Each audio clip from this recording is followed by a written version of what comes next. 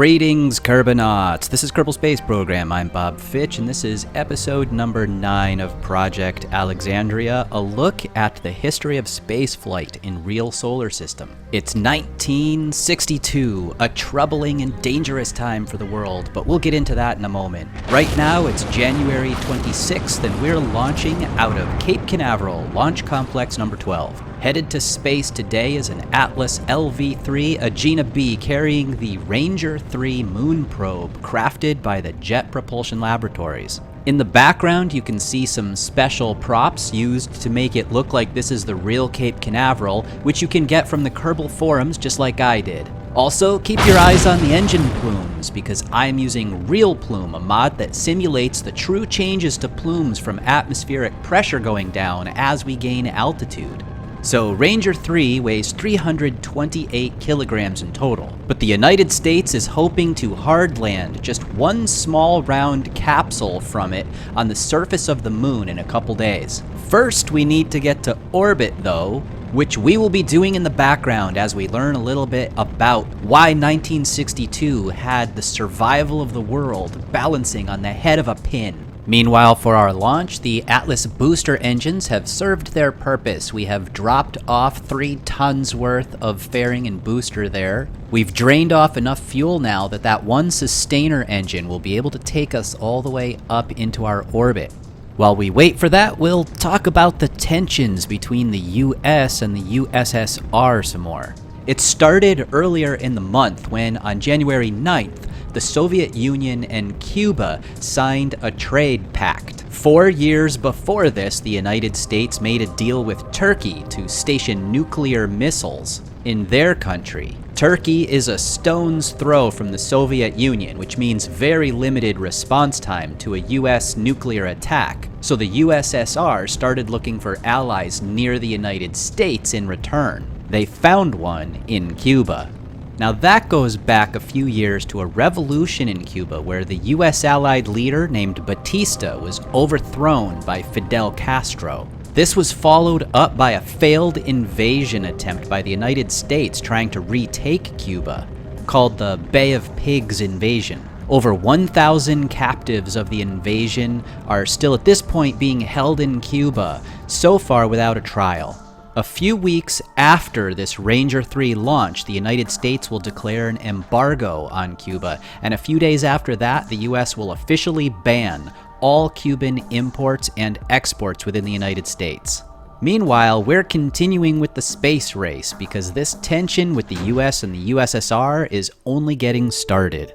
Our core stage has drained out all its fuel and been decoupled.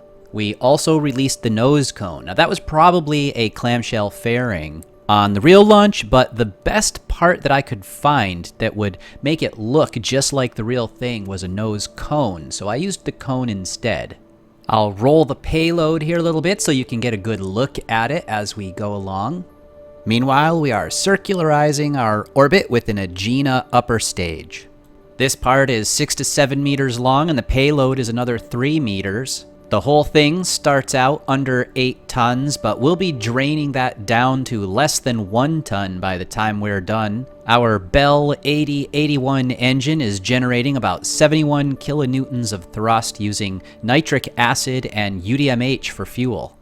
So now we're waiting to get into position for our next burn that will actually take us to the moon. We can take a look at the rocket and the payload down here in the VAB. You can see the stats over here in my construction window showing the mass, the thrust to weight, and the delta V values, but that delta V value is not completely to be trusted. That's the vacuum delta V value, assuming that this booster engine is going to stay on here the entire time. But as you know, this part drops off a part way up after some fuel has been drained out. Now without that, and without having drained any fuel, this would be at 13,000 meters per second total delta V. And the other value with the engine still attached there was in the 11,000s. So you can see there's a pretty big difference because this one right here has a very different ISP value. If we go over here into the engines and take a look at those, you'll see that the Atlas XLR 105 engine here has a 220 to 316 ISP, while the Atlas XLR-89 is a 256 to 290. So that big difference really pays off in a delta V savings once we can get rid of that lower engine. I dropped that off at about 42 tons remaining on here, so if we were to shift this fuel down to the point where we have 42 tons in it, then you would be able to see about where it is when we have released it. Right about there. So that's about how much fuel is left. You can see there's 42 tons. And so from this point on, we still have 9,700 meters per second of delta V. All right, moving our way up through the rocket. Let's get rid of some of the stuff that we don't need to see on here. As we were launching, you could see that there were these little vernier engines on the side. They were providing our roll ability. Continuing up through the parts, if we take away the fuel tanks and the adapters and the fairing that I made see-through by adding a special module to it, I think that's pretty cool. It's sort of like the procedural fairings, how you can see through those. We can move in here to see the Bell 8081 engine. I threw some extra tanks on the bottom there to make it look like the real thing, but really they're just greebling. There was most likely some RCS on here, so I put some of that down there on the bottom as well. We'll move up to the top now, and underneath the nose cone that I used and taking away the Agena fuel tank, we can now see the payload, which has been released up in orbit. Well, it isn't released, it's still attached to the Agena, but the fairing, the nose cone, fairing, whatever, has been removed, so now this is what we're able to see as we're flying along. So let's go take another look at it out there. So before we went into the VAB, we had gotten up into an orbit. I saw the camera shift just before, so we knew that we were at least in orbit. But then we had to wait until the moon was in the right place so that we could begin our burn to send us over there. Remember, this capsule is trying to target directly into it. We're trying to crash. If we can successfully intercept and crash into the moon, then what will happen is the little ball that's on the top of the Ranger 3 will decouple, and then some retro rockets will fire just before it hits the ground, which will make it go a little bit softer into the surface and hopefully survive, leaving behind a seismometer so that signals can be sent back to Earth, revealing whether or not there's any seismic activity on the moon, because at this point nobody has touched anything down before, so we have no idea. There could be earthquakes. We don't know what's going on up there. So the almost 2-meter long boom that I just deployed right there is a gamma ray spectrometer, and right before that we opened up the antenna. Other instruments on here are a Vidicom television camera that could generate one whole frame every 10 seconds. As well as a radar altimeter, the seismometer I already mentioned. And then of course there's the usual things like amplifiers and batteries and voltage regulators and things like that. The radar altimeter was supposed to be used for reflectivity studies, as well as to initiate the capsule separation and ignite the retro rockets, slowing down that little sphere up top as it's landing so that it would only be going about 130 to 160 kilometers per hour. That's still pretty fast, but it was supposed to be designed in order to tolerate that sort of an impact on the surface.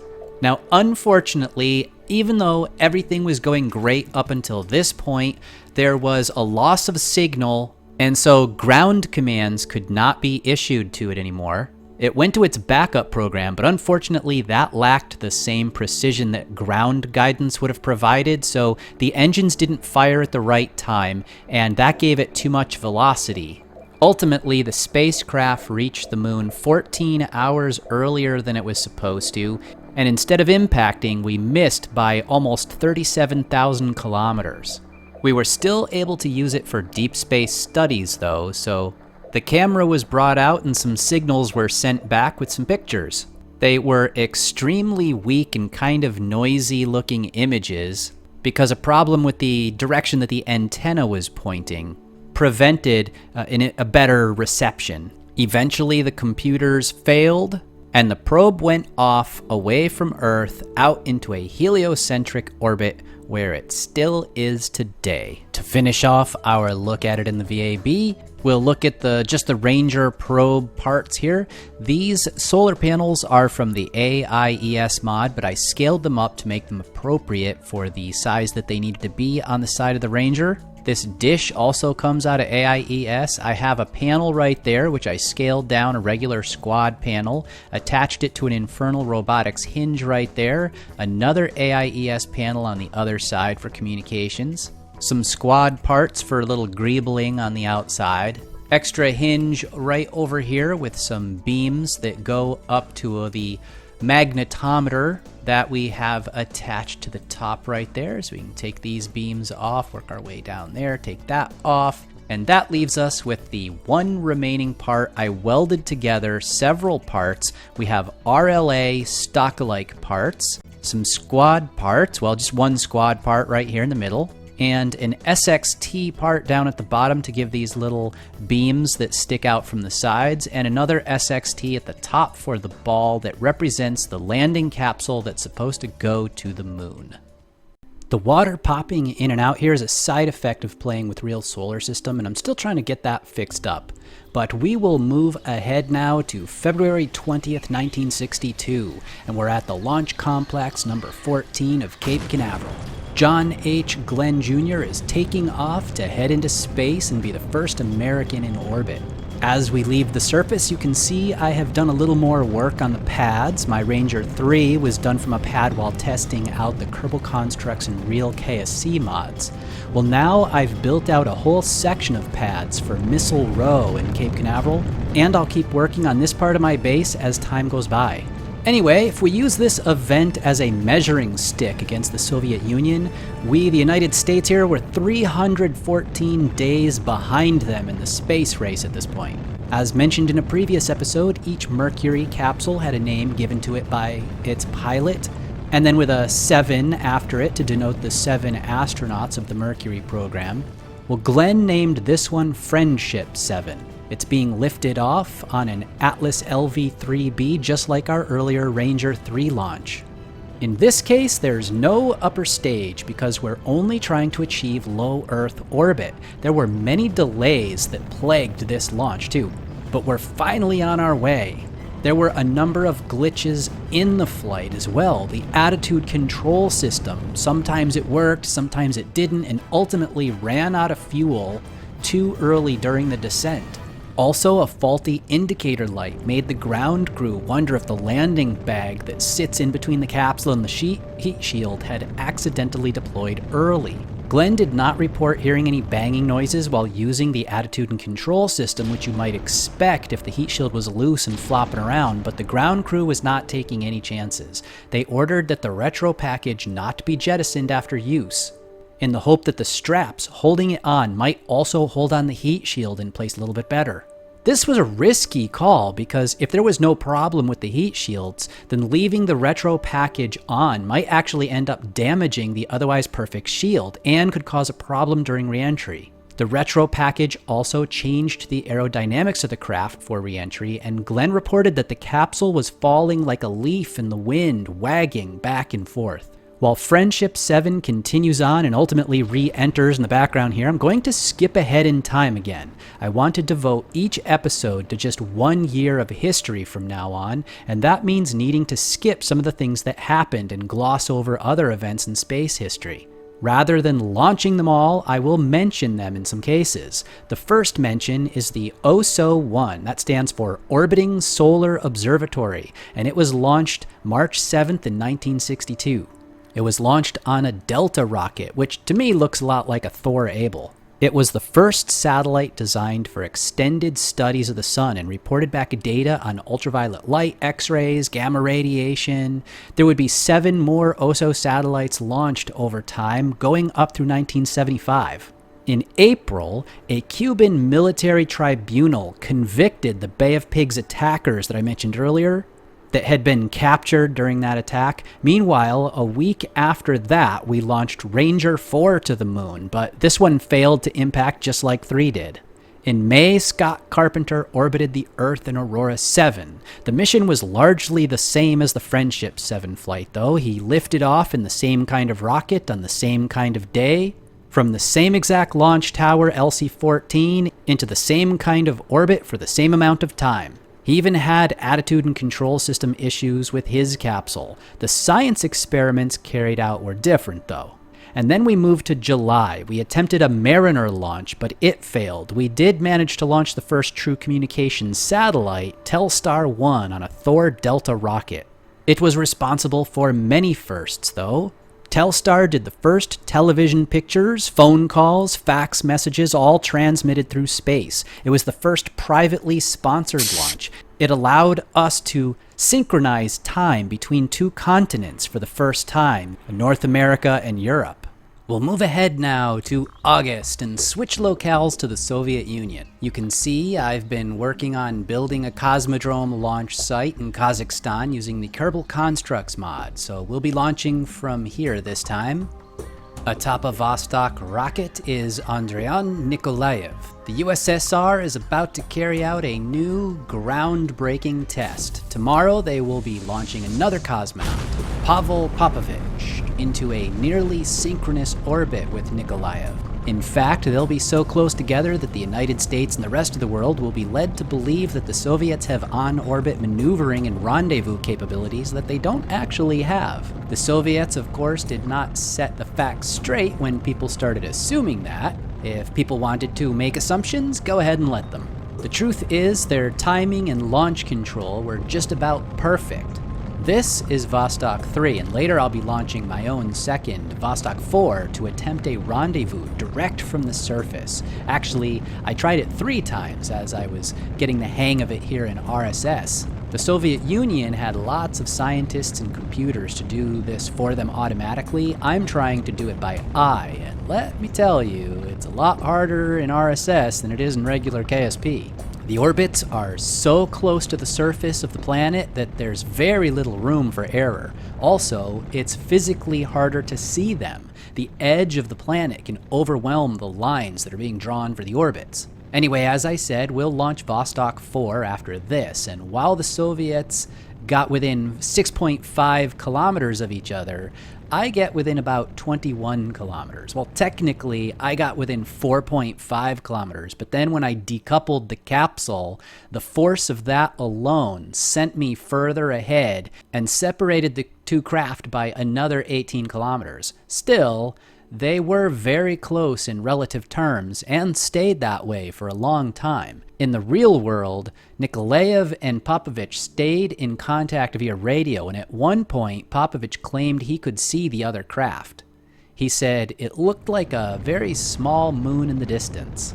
We'll come back to Vostok 3 because I need to get Vostok 4 into orbit now. I'll gloss over some of the launch, the parts that are largely identical to Vostok 3. I'll just cover my attempted rendezvous, and meanwhile, we'll get back to some firsts. Alexandria is mostly about firsts in spaceflight history, and this is the first time that there are 2 separate manned craft in orbit at the same time, and they're going to rendezvous, sort of.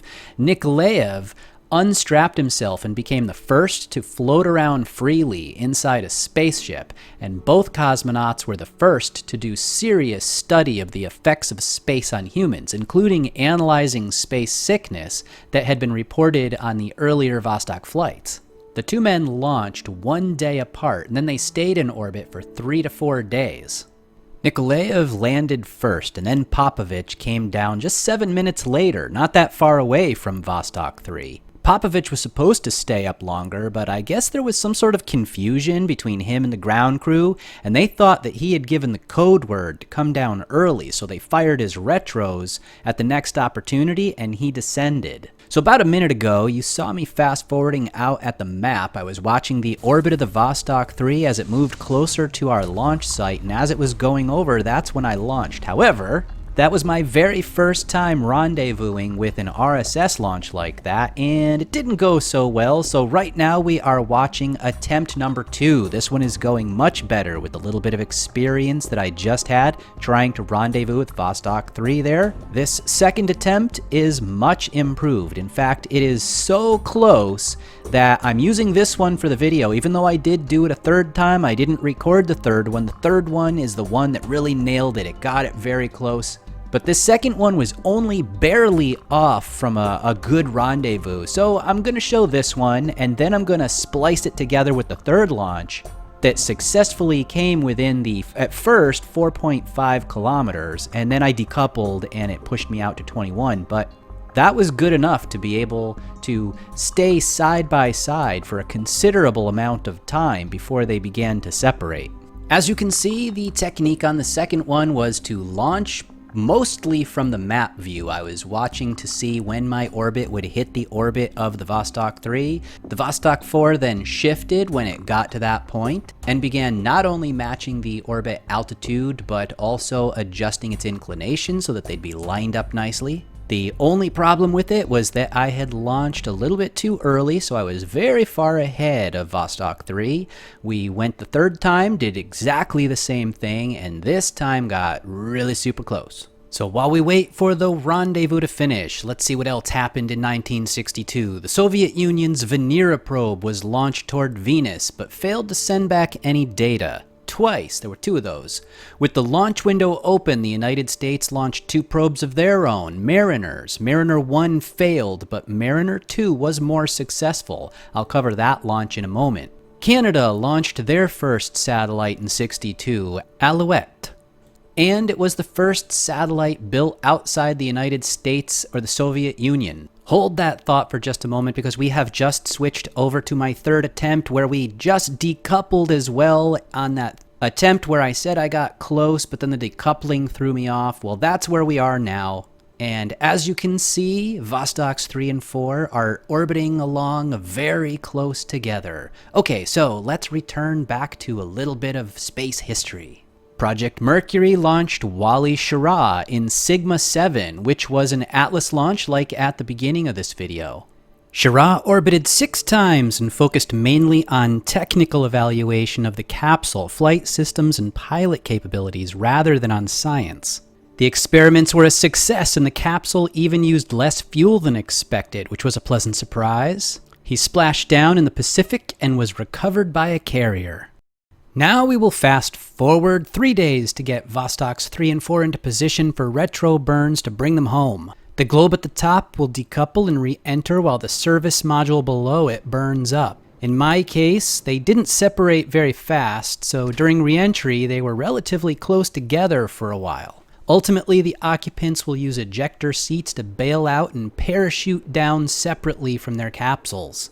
This will be the first time that the world will find out that that's actually how they land. Until now, everybody thought that these were official space flights.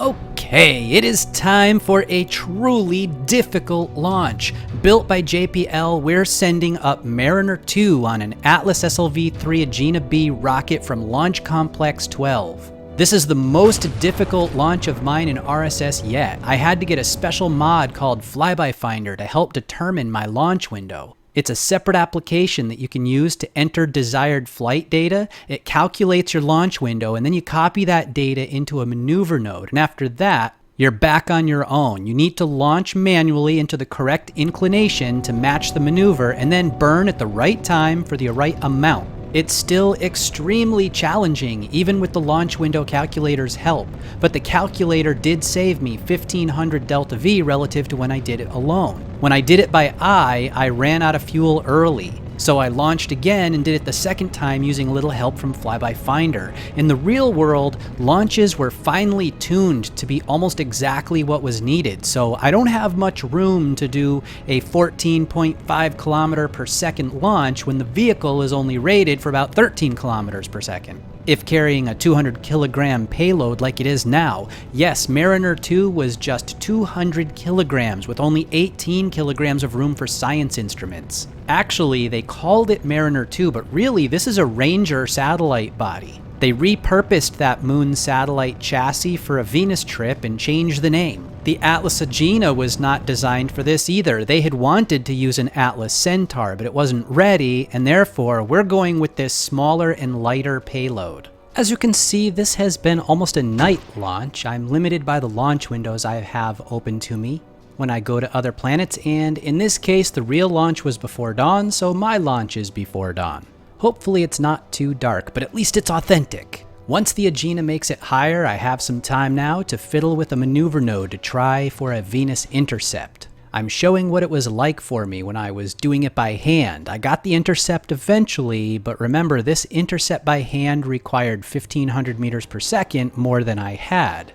And now you're probably seeing some of the difficulty of this launch. We're launching from a complex that's 28 degrees above the equator, which means our overall flight can't have a lower inclination than 28 degrees either. We'll be leaving Earth orbit, which is inclined and elliptical relative to the sun, and we're heading to Venus that has yet another inclination and an offset elliptical orbit of its own. It's extremely far away, and we're on a shoestring fuel budget. Scrolling in and out to change the maneuver and then check how it affected the orbit on the map is also cumbersome, and that's where a mod like Precise Node comes in handy. With that, I can modify my orbit with a UI, which you'll see me doing once I splice my footage from the two separate launches together. So here we are in orbit for now, but let's go forward in time a little bit to the second launch where I had installed Precise Node, and then you can see how much easier it was for me to first set up that maneuver and then just click a couple buttons to adjust it from the map view without needing to scroll in too far.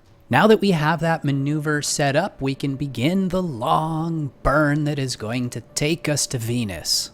You can see that we have launched from the Cape and swung down under the bottom of Africa before burning again to head north and force our way out into an escape trajectory. To make it more authentic, I am not going to have a perfect orbit at the beginning. The real Mariner 2 made a mid-course correction 8 days later, 2 days after the Soviet Union agreed to send arms to Cuba. Now, these events are not related, of course, but I'm bringing up Cuba again because of what I had said earlier in the video. Why 1962 had the survival of the world balancing on the head of a pin. Among the arms sent were nuclear weapons. Remember, the US had arms in Turkey, so now the USSR is positioning arms in Cuba. The USA doesn't know about the weapons yet, but all hell is going to break loose in a few weeks once they do. For now, we'll go on our merry way here with Mariner 2. Everything is working well. The panels are going to be put out and positioned so that they can recharge the batteries. The science instruments will be started up and tested, and some of them will even transmit back some data, giving us some science info about interplanetary space, and we'll transmit it back on that dish that you can see we have extended out down there on the bottom. By right-clicking on the solar panel, I can watch the sun exposure value, and once it gets pretty high, then I know that I'm pointing in generally the right location, and we can just let it go and recharge from there, drift off to begin its journey. Meanwhile, we can go down into the VAB and take a look at it because this is a long flight. We're not going to actually reach Venus until December. Hold on while the technicians go through their checklist and make sure everything is okay. Once they sign off, then we can begin our own inspection. Alrighty, let's take a look at it here. Now, you've seen the Atlas down here a few times now, so I'm just going to skip up through this all the way up into the Agena, past the nose cone, past the Agena. We're going to go straight to the Mariner 2, and remember I said it looked like a Ranger? Well, that's because it had a Ranger body down here at the bottom, and we essentially took the Ranger and repurposed it a little bit in order to make a Mariner, so there's not that much to show. The only significant thing is it's 200 kilograms, which is much lighter than the Ranger that would go to the moon, but it had to be lighter so that we'd have enough delta V to get it all the way to Venus. But otherwise, it's pretty much the same right here. I put some extra instruments all around the outside of it. I suppose we could talk about what some of those are. At the top right here, we have an omnidirectional antenna, and on the side is a magnetometer sensor. Down here on the sides, I have a radiometer and radiometer reference horns. Over here, I am pretending that the yellow thing is a cosmic dust detector. Down here on the edge, we have a sun sensor. The yellow thing is representing that. And of course, there are thermal control louvers on the sides. And down at the bottom, we have ourselves a little engine so that we can do mid-course corrections, which we are going to have to do once we go back out. However, we are just a couple weeks off the launch pad with the Mariner that's on the way to Venus, and around that time, John F. Kennedy went to Rice University and he gave a speech, and this is one of the most famous speeches that he ever gave, especially to space enthusiasts. So let's go take a listen to it. But I do say that space can be explored and mastered without feeding the fires of war, without repeating the mistakes that man has made in extending his writ around this globe of ours. There is no strife, no prejudice, no national conflict in outer space as yet. Its hazards are hostile to us all. Its conquest deserves the best of all mankind, and its opportunity for peaceful cooperation may never come again. But why, some say, the moon? Why choose this as our goal? And they may well ask, why climb the highest mountain? Why, 35 years ago, fly the Atlantic? Why does Rice play Texas? We choose to go to the moon. We choose to go to the moon.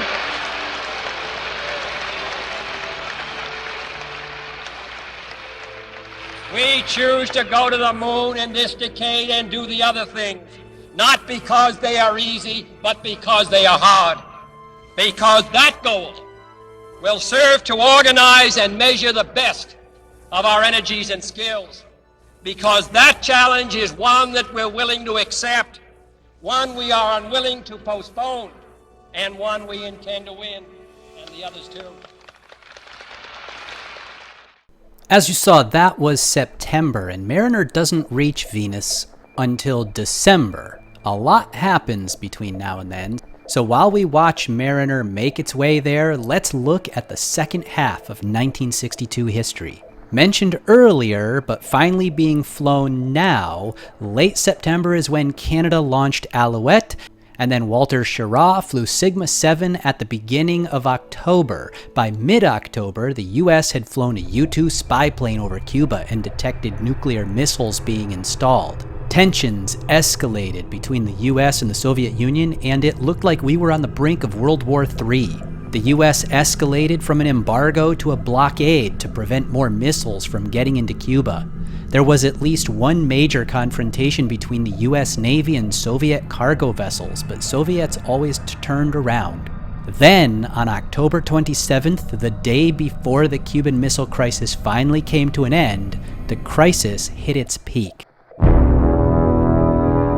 A US carrier and a destroyer located a submerged submarine. They sent a message to Moscow saying they were going to drop off-target depth charges to force it to surface for identification. Garbled messages somewhere prevented that message from reaching the sub, though. Maybe Moscow didn't receive it, maybe they did but couldn't reach the sub due to its depth or other interference. In any case, the sub had no idea what was going on, could not get through to Moscow, and was getting attacked with depth charges as far as they knew. The captain assumed that World War III had started and prepared nuclear torpedoes to fire at the US ships. Now this is where we need to look at the command structure on a sub in the Soviet Union. Normally there is a captain in charge and a political officer second in charge.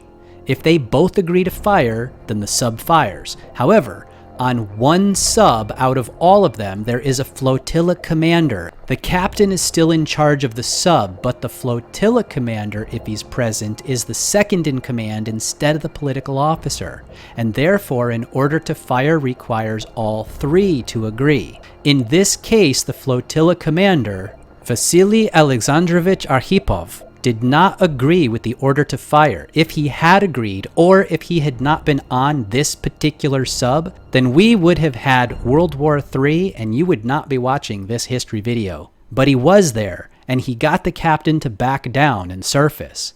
They finally realized what was happening and backed off to home. Vasily Alexandrovich Arkhipov is the man who saved the world. The next day, on October 28th, the crisis ended. The USSR agreed to remove missiles from Cuba, and the United States agreed to remove missiles from Turkey. So now we can jump to December, and Mariner 2 is reaching Venus. It sent back its glorious science data and then passed on its way into a heliocentric orbit.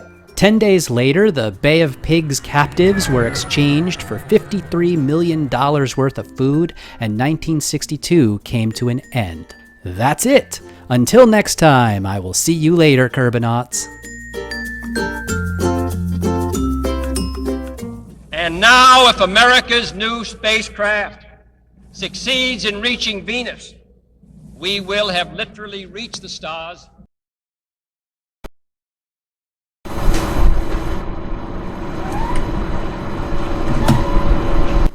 You're making the cat cry while I'm trying to record. I didn't mean to make her cry. I was figuring I could just come in here, sit down, and not make noise or anything while you're trying to record.